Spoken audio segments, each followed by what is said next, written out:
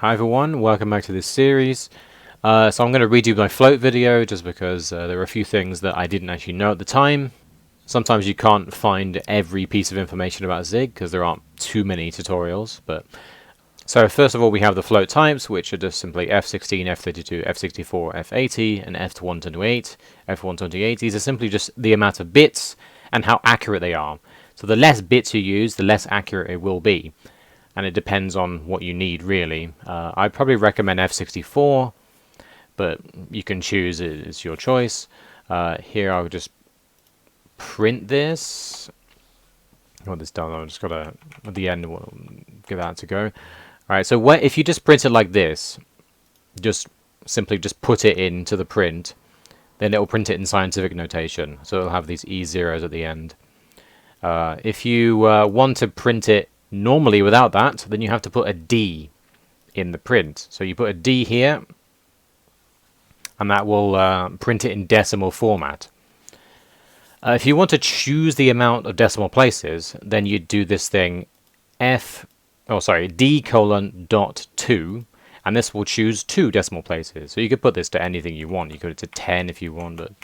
But so see here, we have here, so we're doing 2 decimal places. So D colon dot 2 will do 2 decimal places. Alright, so that's the basics of floats. To convert floats, depends on the situation. So say for example, if you want to go from an integer to a float, or a float to an integer, sometimes you can just directly do it. But the safer option is to use float from int. But I believe they'll always be conversed. I believe you can always do this, and there's no problem. I think it's safer to do float from int. I'm not sure exactly why you need to do this. Well, sometimes I guess you'd need to. I'm guessing sometimes you'd have to truncate it if it's too big. So you'd use float from int if it's too big. But if it's not too big, you can just do this and just say decimal equals I32, and it will work. Now here I've added 0.01 to the decimal. So this decimal I've added 0.01, so it shouldn't fit in an int. I'll have to actually get int from float. So I'll show you this. So we have number 100, convert to a decimal 100, safer is 100. Then we add 101, and then we convert it back, and it goes to 100. So we take away the 0.1 when you convert it back, because obviously an integer can't represent the 0.1 at the end. And you can't do this. So if you do this, it will not work. You have to, because you're losing data, you have to use int from float. So you can't just convert it directly. Alright, then say for example, what are we doing here? So say you want to convert different floats into different types. Then you'd use float cast again, because you're probably going to lose data. So here we have a 128, F128 with a lot of numbers. And here I'll show you that when it's 128, you can see most of it. 80, you can see I think that's actually the same. I think it's the same. F64, we lose 2 numbers at the end because it doesn't have enough bits to represent these numbers. So you're basically truncating it each time. And then it gets even smaller and then even smaller with F16. So you're losing data when you do this because there aren't enough bits to represent the values. So it's just, if you convert down, you're losing bits and a bit of accuracy. Okay, I'll just do this and then show you converting weight. To say, in the last part, what we're going to do is we're going to get user input and we're going to ask them what their weight is in pounds, and then we're going to convert it into kilograms.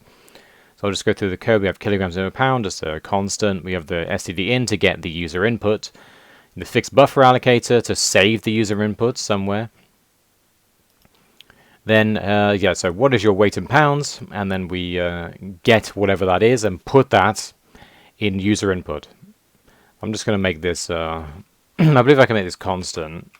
I like to specify what things are. So it's a constant U8, slice of U8.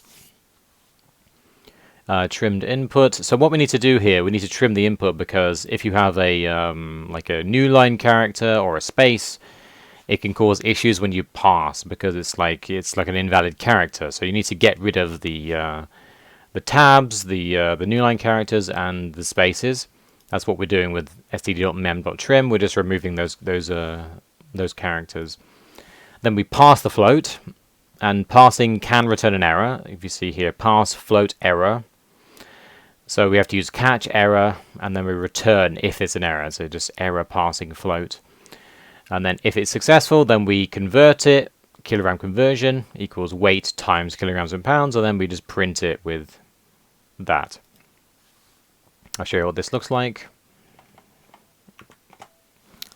So let's do what is your weight in pounds. Let's do 180.